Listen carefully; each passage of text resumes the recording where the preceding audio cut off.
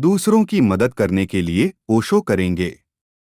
ओशो ही अकेले ऐसे इंसान हैं जो ऐसा कर सकते हैं। उन्होंने खास तौर पर भारत में जन्म लिया। आप बहुत बहुत खुशकिस्मत हैं कि वे आपके पास हैं। वे आज जीवित अकेले दिव्य अवतार हैं जो दुनिया के गुरु होंगे। और दुनिया उन्हें जानेगी, लेकिन कुछ ही लोग समझ पाएंगे कि वे असल में क्या हैं। वे अकेले ऐसे इंसान होंगे जो सही तरीके से गाइड कर सकते हैं और इस युग में दुनिया के गुरु हो सकते हैं। और उन्होंने इसी मकसद से जन्म लिया है।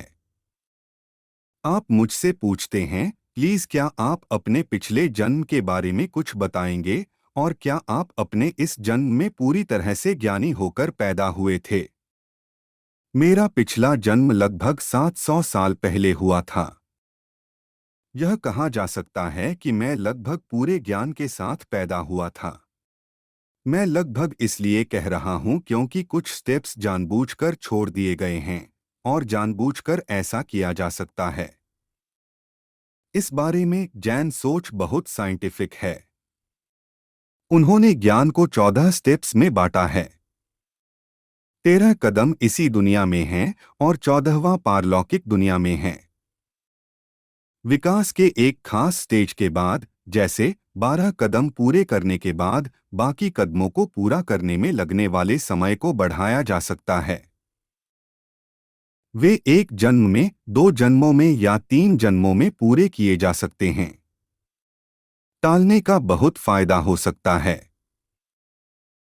पूरी तरह से ज्ञान मिल जाने के बाद एक से ज्यादा बार जन्म लेने की कोई गुंजाइश नहीं रहती। ऐसा ज्ञानी व्यक्ति एक से ज्यादा जन्म तक साथ देने या मददगार होने की उम्मीद नहीं रखता।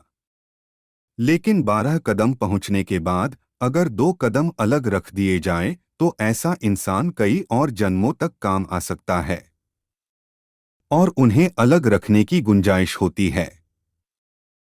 12वें कदम पर पहुंचने पर सफर लगभग खत्म हो जाता है। मैं लगभग कहता हूं, इसका मतलब है कि सारी दीवारें गिर गई हैं, सिर्फ एक ट्रांसपेरेंट पर्दा रह गया है जिसके आर पार सब कुछ देखा जा सकता है। हालांकि पर्दा वहीं है।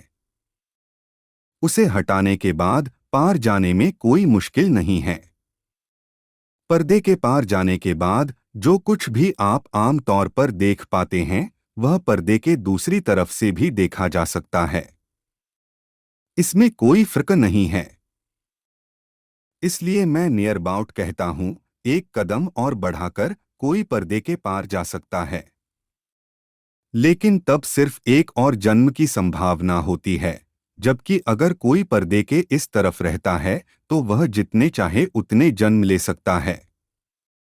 बियॉन्ड में जाने के बाद पर्दे के इस तरफ एक से ज्यादा बार वापस आने का कोई रास्ता नहीं है।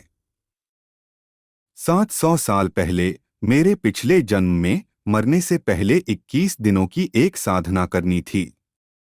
मुझे 21 दिनों के पूरे उपवास के बाद अपना शरीर छोड़ना था। इसके कुछ कारण थे, लेकिन मैं वे 21 दिन पूरे नहीं कर सका। 3 दिन बचे थे। वे 3 दिन मुझे इसी जन्म में पूरे करने थे। यह जन्म वहीं से आगे की बात है। इस मामले में बीच के समय का कोई मतलब नहीं है। जब उस जन्म में सिर्फ 3 दिन बचे थे तो मुझे मार दिया गया। 21 दिन पूरे नहीं हो सके क्योंकि मैं सिर्फ 3 दिन पहले मारा गया था और वे 3